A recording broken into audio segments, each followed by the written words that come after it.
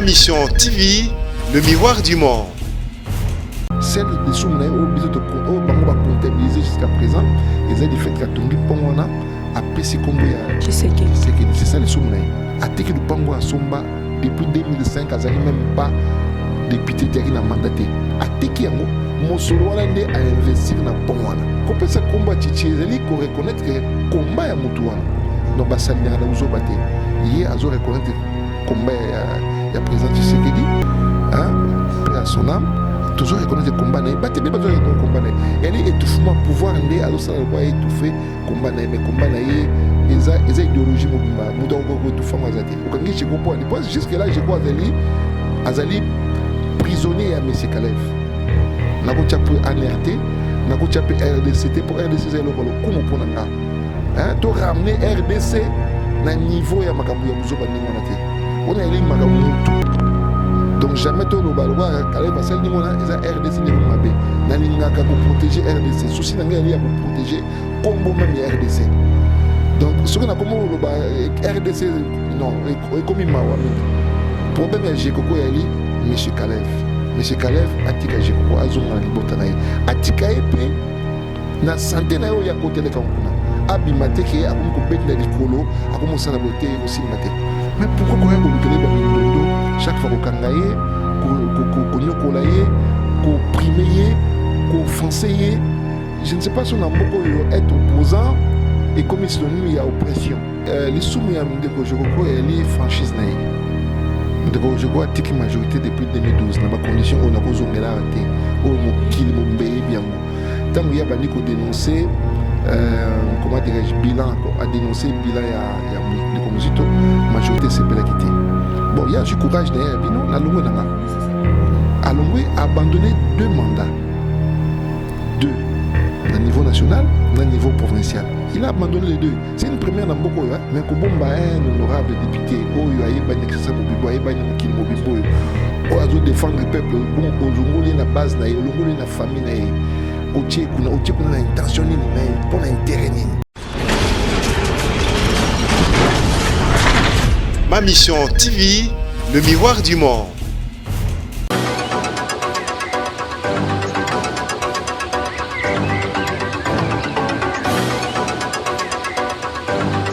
Salut à vous tous, le fidèle de TV, Bibi Kapinga, votre servante de Kinshasa Analyse, toujours dans ces micros, qui je vous apporte l'actualité des partout. Et aujourd'hui, dans cette émission, je vais recevoir pour vous l'honorable Léon Moulumba pour l'actualité. Et entre-temps, j'aimerais aussi faire plaisir à ses membres en fait et bateau nyoso balingaraye bazalaka pembe naina musala salaka au bino nyoso boyebi et atali biso pe mukie na part na ye ce qui a satisfait na musala na ye par rapport il y a 2017 au Totiki pour déjà aux années 2018 je lui salue. Bonjour. Bonjour. Honorable, comment vous allez?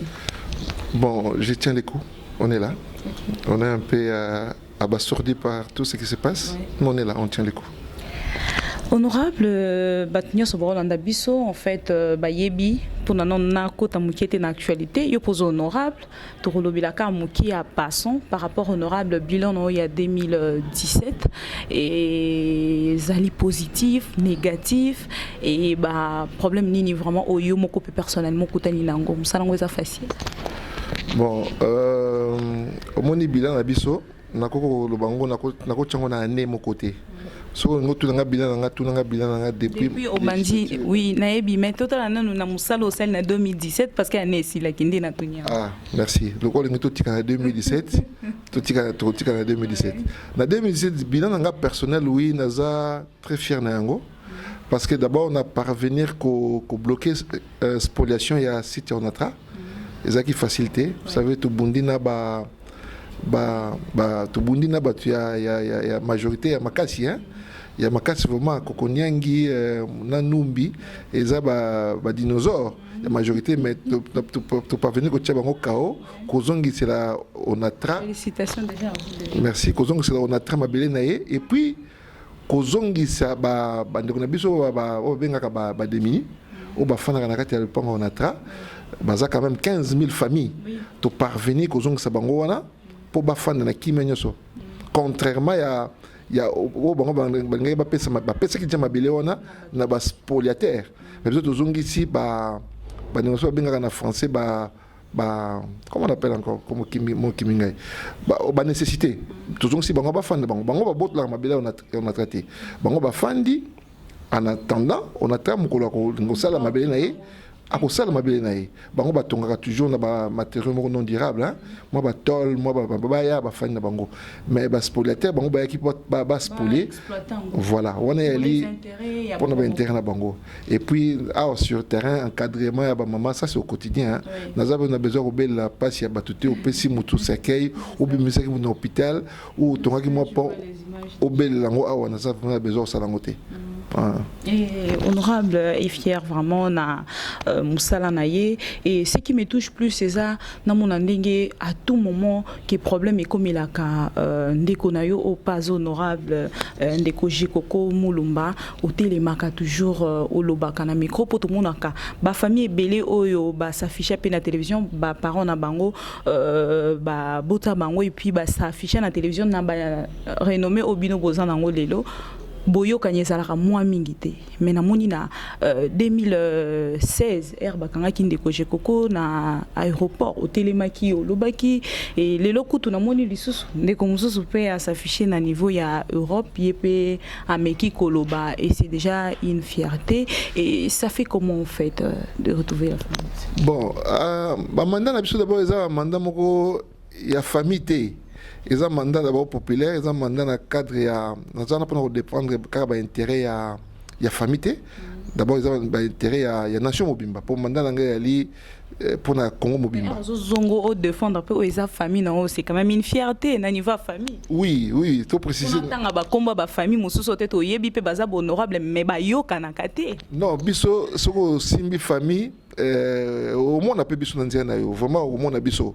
Torozonga pe simate ezala ozali je peux citer un nom Kalev Torozonga simate non totire lo tenter to tikaki 2 mois pour na ndeba lo bagabo so na politiquement to luka la diplomatie to luka compromis pour ndekuto ebika c'est le côté asali et le côté so ka c'est les kambu mais ba parquet zali ba tribunaux ezali tous en ba bon avocat tous en ba bon juge tous en ba bon magistrat atin ba tient à disposition ko bomba muta ane ali institution moko ngana benga ngo extrajudiciaire eza po akanga ba tukuna na est peut-être oyo ba tabeni kuna kangi bango kuna bazo ya utia so mobulu bomba bango na ane mais ko bomba un honorable député oyo ayeba na kisa mobimbo ayeba na mukili mobimbo oyo azo défendre peuple bon ozongoli na base na olongoli na famille na otie kuna na intention nini na pour intérêt nini.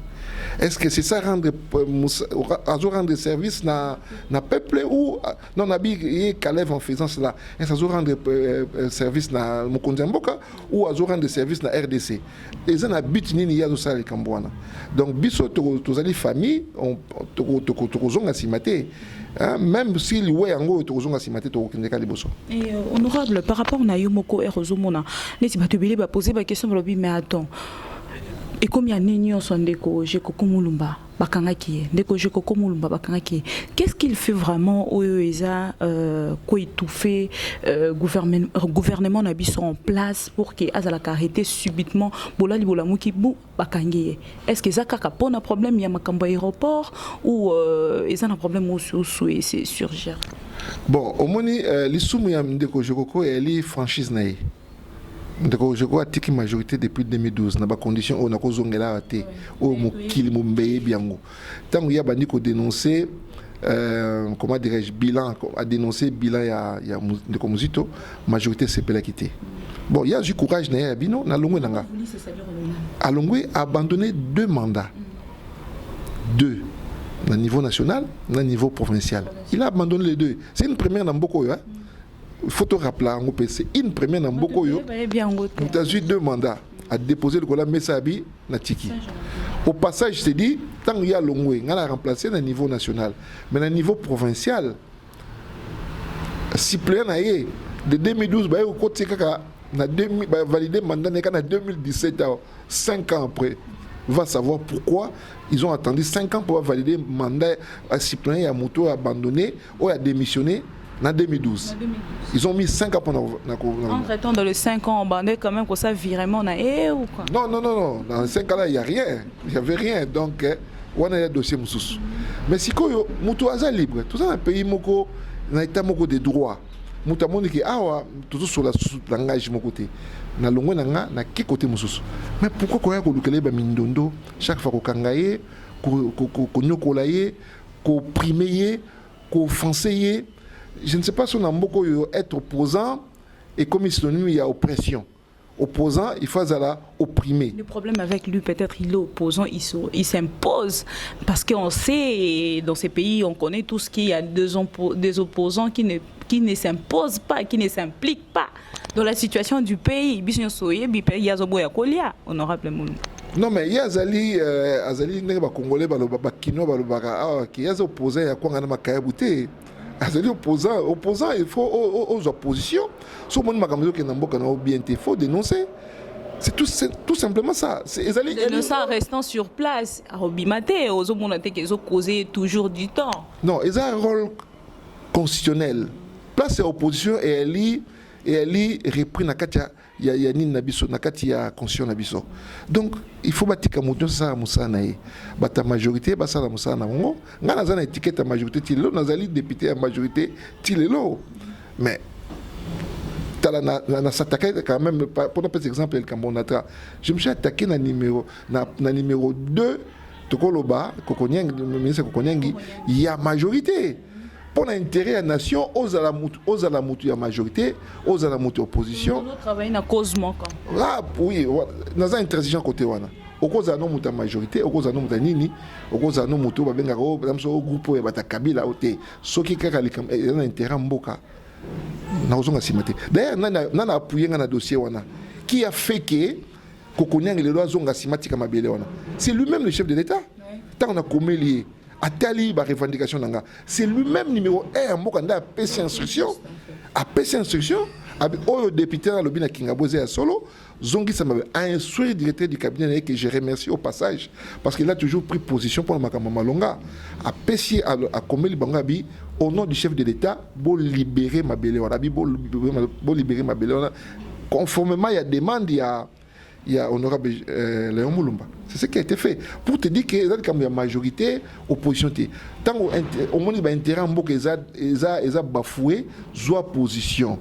Ils ont la contre-famille politique, ils ont la contre-famille biologique, soit position. Nga lelo soko honorable joka saki mabe, na ko opposition peut contrer. Mais dans le Cameroun, na moni les sous mona été celle des sous mona au biso au bango ba comptabiliser jusqu'à présent, ils ont dit fait ka tongi pongwana a Pessi Komboya. C'est ça les sous-monnaies.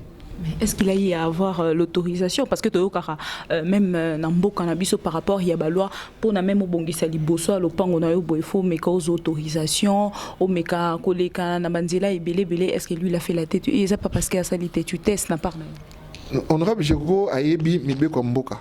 Parce que Karapo ya vandi sana Kingabwa. Il peut prendre le bâton directement à Bettina Katama, il peut maï panzani. Non, la ligne bateau n'abiso, au bas qu'on n'abiso, baï baki, azoki ba autorisation, nous sommes autonome pour moi. Et là, ce qui est malheureux dans le Cambouana, tant honorable je crois a sali promesse wana na bateau ba fanda aux environs ya pont wana. Pour ça qui chaque moula ba dindi. Au moins ba dindi ba koufiat. Mais qui te dit pas que ce qu'on aura je crois c'est qui pont wana te bateau peut faire na pemena ba ngapa kufa wana po za bazaki pe kodinda ntango bango ba yena mbela na bango pa honorable je crois pour mettre ki bango bina elanga oyo comme il s'agit pour tout tonga pont wana il faut elanga pe ko dambu les un peu compliqué pour sala ba structure wana faut to elanga mais tango elanga sili a se retrouver maboko pamba azaki na mosoloté asali nini ateki lupango na ye asomba depuis kana na babala wana ateki lupango asomba depuis 2005 azaki même pas député qui n'a mandaté ateki yango mosolo wana nde a investir na pont wana mais les sous mona ye lita tongi pont te posa pont liboso ya tongana kinga bate les sous chango pe na kombo jeko ko mulumba akoki ko chango pe na kombo jeko ko akoki ko chango pe na kombo te papa na biso une provocation non ko pesa kombo chichi ezali ko reconnaître que combat ya mutu wana est-ce que ceux qui déjà tokina bateau peut-être bazaba number one ya mboka ba reconnaître ba valeur à Tshisekedi teti le lotozo mona corps ya papa na biso Tshisekedi ezokoma a kaka na Kinshasa te, c'est-à-dire que bazo reconnaître kaka ba valeur na yete ya okende ko reconnaître on a pont arosala toujours accusé. Mais c'est pas parce que ba musu bazo reconnaître te ndeye peut faire reconnaître te, soyons sérieux. On a la loi la plus forte. Non, on a biso za kata logique on a te. Toza na logique on a te ke ba mususu. Non, moyebi combat Tshisekedi babanda ka ibeleti. Mais basuka muke ko batika na kata idéologie na kata logique wana. C'est pas parce que ebele bazo reconnaître en côté yé je ko faut s'aligner. Non ba s'aligner na uzo baté. Yé azo reconnaître combat ya président Tshisekedi, hein, paix à son âme.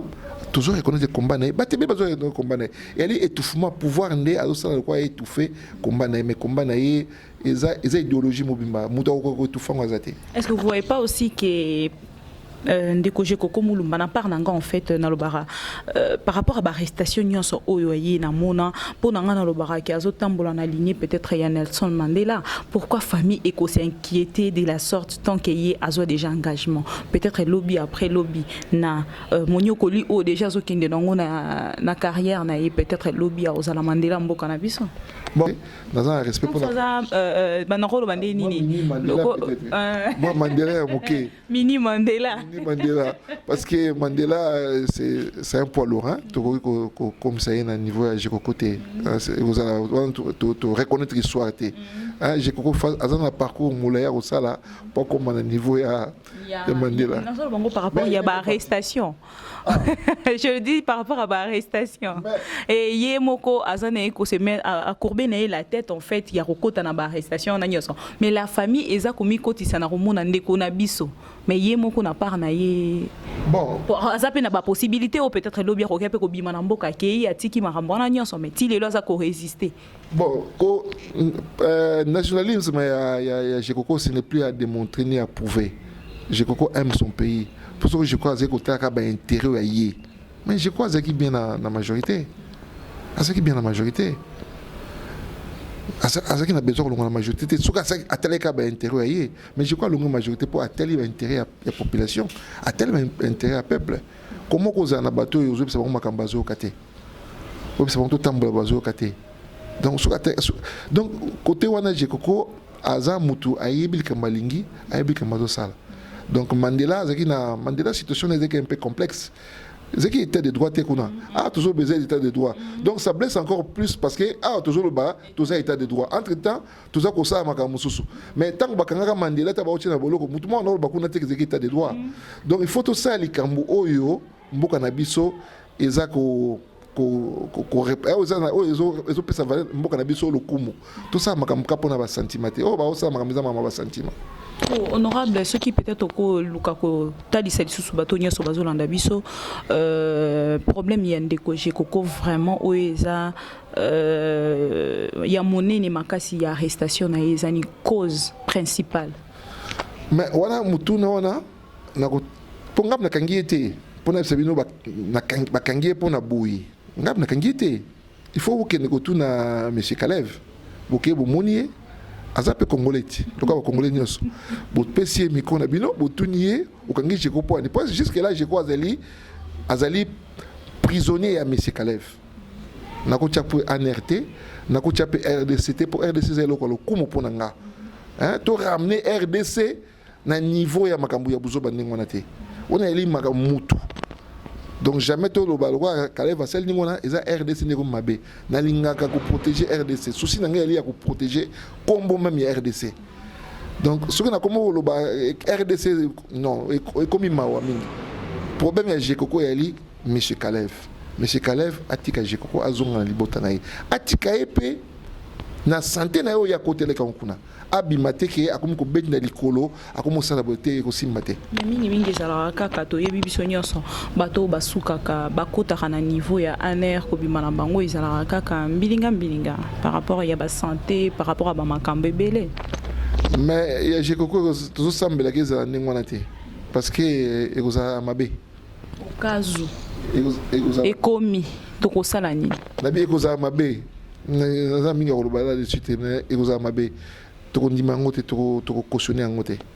Par rapport il y a place au yozalelo nangambu na yo ya majorité, tu te sens pas que orozala un peu étouffé na ndengo zotelema pona makambo te majorité zana pona ko étouffer ba combat ya mutu te. D'ailleurs majorité faut aider mutu so zana combat moko beza noble ozo bunda pona intérêt ya ezala mutu famille na yo ezala pona dans les 2 mois majorité ils ont information on a té majorité appuyé nga pona par exemple pendant 2 mois majorité appuyé nga pona likambo ya on a traité.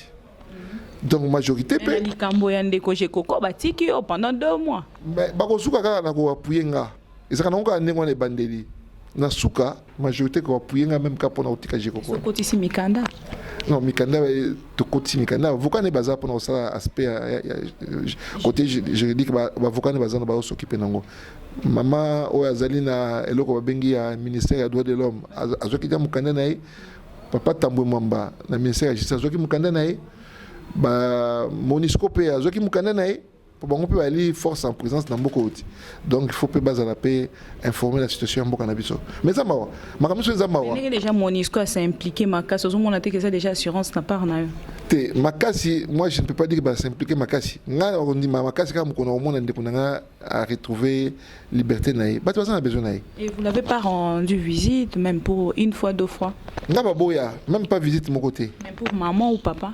Non, rien. Ngai na yebisaka toujours na ndako bisaba boti na ndako kaka na mona ka bango, na mona kai. Kina kinda na mona kai. Pona apaiser bango. Bandi kunanga nyoso baye baye kina mona ka jikoko. Bandi kunyoso baye baye na baninga na baye ki honorable kinda ka mona kai. Amona. Meta makambo onde komi na ma tata. Au CD. Makambo santé bani na bi non. Je peux plus continuer ya ko voilà. Ya ko sake na mona kai non même base nous baye baye honorable kinda ka mona ka honorable. C'est quoi peser bateau mais là pour le moment rupture salami na ko bomba société. Merci beaucoup honorable Ndenge Ondima qui ko répondre na ba question na biso concernant actualité parce que Kinshasa analyse qui ekoraka beaucoup plus sur actualité ngamoko pe naza victime ya ba émission mususu to sala pour que to lo ba vérité mokili mobimba et mona tozora ba appel moko anonyme mais to kolemba te tozara wana na sima na bino tozo continuer ko sa musala oyo nzamba pesa biso ata ko na kati ya mboka ngo boloba te tozara wana tozo sa musala. Un mot peut-être pour na fief na bino ya Kingabwa na moni koto vraiment bokanga eluka koloba mutu mususu ko kotate. Non en fait ça biso batu physique to kangite misala na biso nde kangi biso batu te total banzi za polele mutu ya leki na ye mais moni comme déjà tu niveau ko sala ba pan ko pesa ba kombo mutu ko ya ndengeni non mutu ya na ye mais Kingaba pamba je ko mo ko bongisa ngote musale zebela wati baya na bango mais baya na malobate baya na misala et puis bazela te que so campagne bandi bayete tout ça a besoin de bango siko peuple ça musala za ebele hein misala de Kingaba ezebele mai ndeki ba kufaki 4 pour te dire côté msuba ba kufaki 4 so ki tamsu je ko ça ki pon wala mi ba pon ya salate mais ba pon no ya salate comme de ba 40 na minene na mikeza 40 mais ba pon so ya salate ngote na ebiso te ba kufi 4 côté pon la kité hein ba to ka tonga pon wana so ya salate ba pon so ba mayele ka normalement te tamsu ngoto compter 80 moraux qui sait. Merci beaucoup honorable. Un mot peut-être pour Nalelo, Nini Okoloba pour la population au isolant de partout. En tout cas, nous avons un peu sambo pour bitumbeza makasi sans zambe to kokabangote. To senga kaka ke batbatchep son sambo. Une proposition de ma part honorable. Vous ne trouvez pas que par rapport à l'étouffement pour Sangan en tant que le frère, ce qui peut être sorti naïe Salami, libération naïe Salami, devrait Burkina Faso s'exiler? Ça vous arrange pas? Non, exilé. Vous mettez au coup fort. Exil, non, exil. S'il faut tout faire, exil, non, il faut bosser dans ma solo. Parce que les bandes apparemment, Bazo Kabango, Bazo les Canaba TV5, Naba France 24, comme Ndeko Français, Kalombo, dans Zolanda de temps en temps. Mais Binone Boza, la vérité n'est pas Ndeko Français, parce qu'il y a des bandes Ndeko Moïse Katumbi. Bino Boza l'impossibilité, Bimisango, de tout cœur. Non, mais c'est le choix que les bandes, na bazan ba raison na bango, on a naza ko ignorer. Babunda parce que les bandes biso so bundela ka Congo, mais biso to sali choix ya bundela Congo sur place. Hein? To sali choix bundela Congo sur place. Mais nakamu na kokota sunu kamura muke na landi ndeko Mosengo alobia cardinal Mosengo alobia wake o ba médiocre va dégager. Mais et beau polémique makasi. Mais je me rappelle chef de l'État yemoko alobaka en son temps que Nazata na 15 collaborateurs moko fiable était. Ça dit qu'il parlait que batu baza ba médiocre. Mais et beau polémique té. Oui, mais c'est une façon de dire que batu baza peut mettre dans son incompétent, c'est-à-dire que c'est pas médiocre. Quand on a un dictionnaire au roman on a définition de médiocrité. C'est-à-dire qu'il est incompétent, tout ce qui va avec. Mais tant que le chef d'État l'oblige à lobby qui est incompétent. Par rapport à la marche, mais il y a à répondre des caca expression à chef de l'État. Mais autrement. Mais il est blessé, mais il est belé. De combien d'allélis.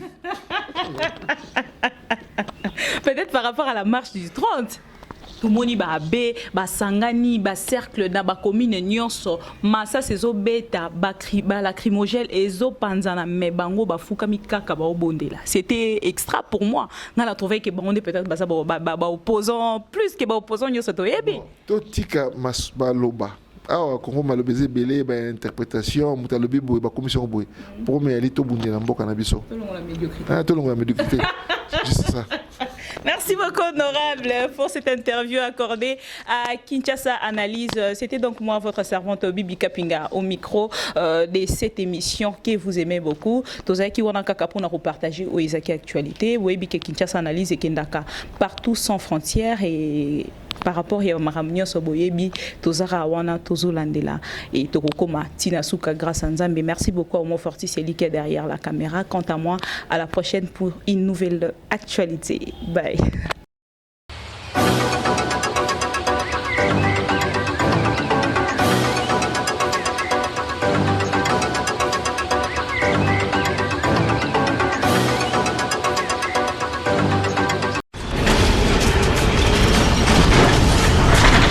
Ma mission TV, le miroir du monde.